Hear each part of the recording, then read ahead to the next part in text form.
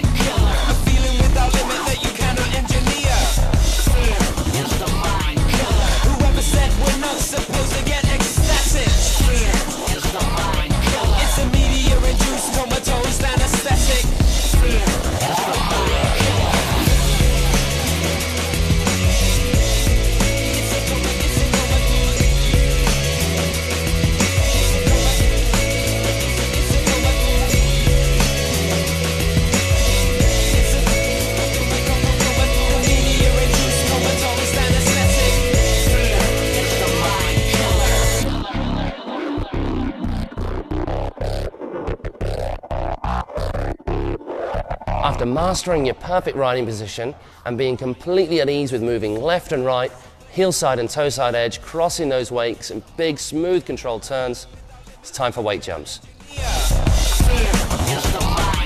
Here are the three main areas of your weight jump that you need to focus on. Starting out wide, cruising along on a flat board. 2, a progressive edge. And 3, holding that edge and position all the way through the top of the wake and into the air. So what do I mean by getting out wide on a flat board? Well, getting out wide, that's obvious. You're cutting away from the wake with the boat as wide as you can, and when you can't go any further, you flatten off. Flattening off literally means going from your edge to a flat board, so you're not cutting away from the boat and you're not cutting in. And then, while you're cruising along on a flat board, that's the time when you set your position where your weight is nice and even and your knees are bent. Then here comes the weird bit. You're gonna let the boat do all the work. By cutting out wide against the boat, you've sped up.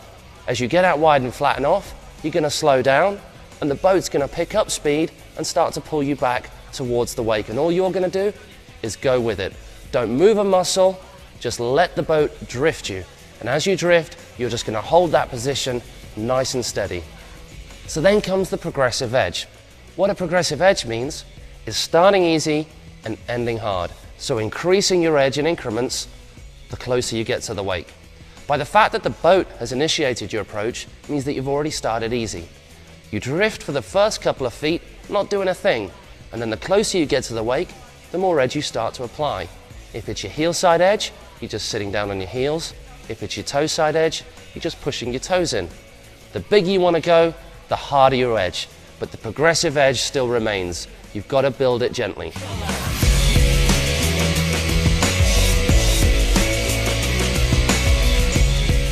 At this point, you should be holding your edge solidly, your chest should be up, your back straight, your weight even, and your knees nice and bent. And all you need to do once you get to the wake is make sure that you hold all of that good position you've already got. Don't move a muscle. Resist with your legs, resist with your body, and make sure that that board stays on edge from bottom to top of wake.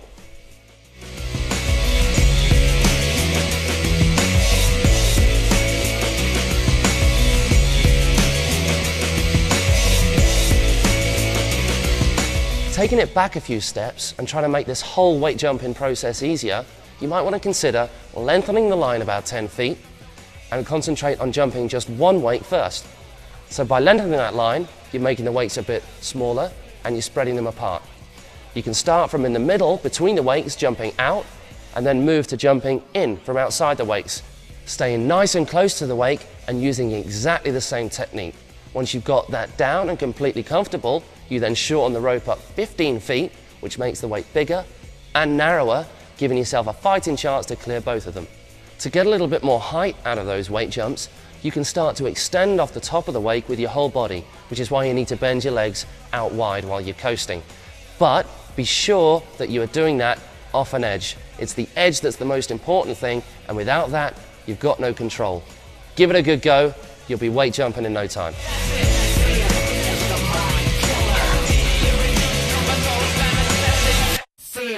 is the mind killer.